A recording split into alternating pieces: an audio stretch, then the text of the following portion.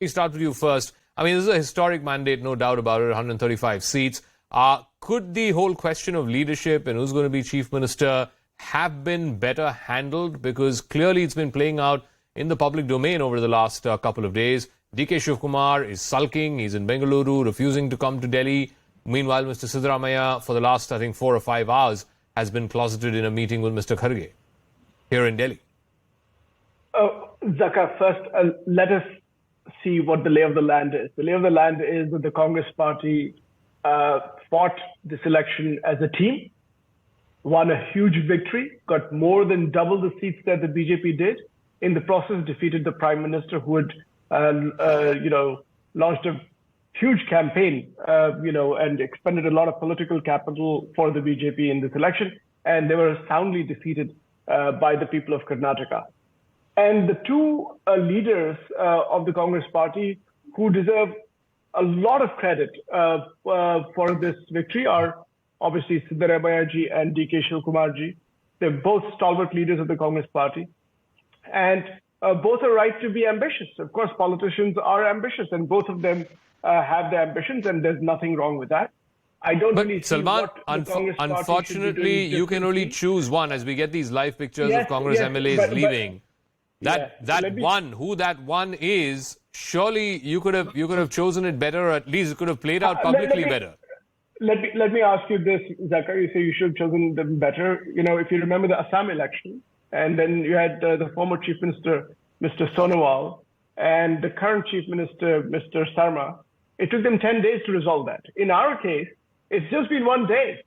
And what has happened so far? We've had discussions with the elected representatives, the MLAs.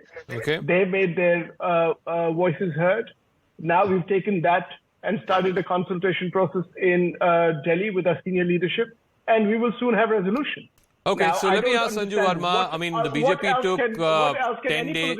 Yeah, the BJP took 10 days in Assam. I think the first time Yogi got made chief minister, again there was this public jostling and jockeying. So, I mean, why should you blame the Congress party? Political ambitions cut across party lines. So what?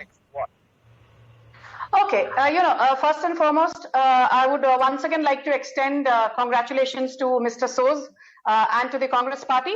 I will repeat what I've said earlier on your show, Zaka. BJP will play the role of a constructive opposition.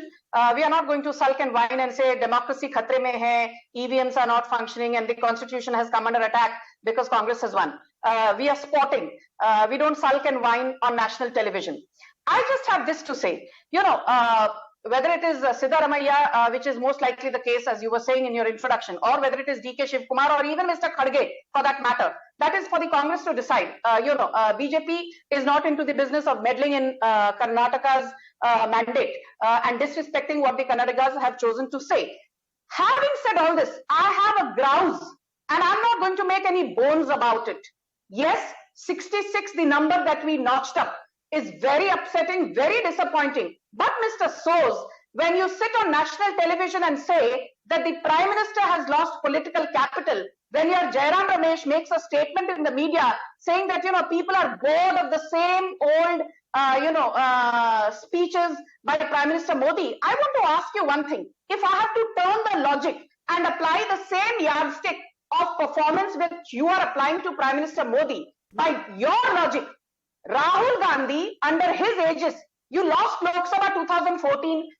Under Rahul Gandhi, you lost Lok Sabha 2019. Under Rahul Gandhi, you lost Uttar Pradesh. Under Rahul Gandhi, you lost Assam. Under Rahul Gandhi, you were reduced to 5 seats in Manipur. Under Rahul Gandhi, despite getting 19 seats in Uttarakhand, you did not manage to form a government. Under Rahul Gandhi, you have been reduced to a big zero in Northeast. And let me also remind you, your Priyanka Vadra went around Uttar Pradesh saying, Ladki hu, lad sakti hu. You managed to get a 2.3% vote share and a measly 2 seats. And let me tell you, Karnataka 2023 assembly elections cannot be superimposed to say that you will win from Karnataka in 2024 Lok Sabha by a handsome margin. The ball in terms of Lok Sabha elections is completely different in its dynamic, and I'm sure you understand all the that. more so in a state like Karnataka, which has always had this almost bipolarity, where on the Lok Sabha elections they vote one way and in the assembly elections they vote another way. But let me ask Sanjay Jha this. Sanjay, There is a peculiar problem in the Congress party, not limited just to Karnataka. We've seen this similar script play itself out in Rajasthan, this whole public sparring between Ashok Gehlot and Sachin Pilot. The similar thing happened in Chhattisgarh between Mr. Baghel and Mr. Dio. Somehow the Congress party, and particularly the high command of the Congress party, is not able to rein in two powerful regional leaders in a way that either they back one over the other, or they are able to get the losing party or the conceding party to work for the larger interests of the party. It's always this public sparring, and I'm pretty sure even if Mr. D.K. Shivakumar today is pacified, given important portfolios, maybe even Deputy Chief Minister, I don't think he's going to stop sparring with Mr. Siddaramaiah. I mean, it is exactly the same thing that's happening between Sachin Pilot and Ashok Gehlot, and it's uniquely a Congress party problem. Zaka, as far as Karnataka is concerned, I think for the Congress it is a happy problem. One is it's an extraordinary triumph, and you have two heavy political characters here. Both Siddaramaiah as well as DK are veterans. I mean, these are people who are actually the powerful regional satraps that the Congress actually needs to have in each and every state. So I do believe that whether it's DK or whether it's Mr. Siddaramaiah, looks more likely to be the latter.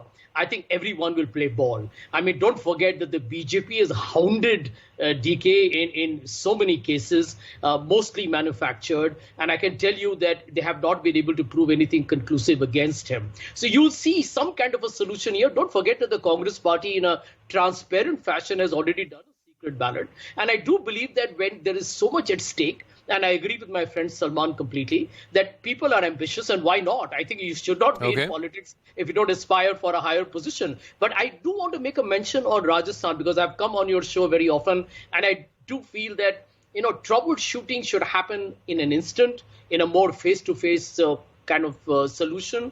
Procrastination is never a good political strategy. I do think that the Congress should aim to use the DK Siddaramaiah model in Rajasthan, not either or. You need both Ashok Gehlot and you also need Sachin Pilot. I think that train has left the station a long time ago, Sanjay. I think we can all be clear about that. I think in politics a lot can change, Zaka. Let me ask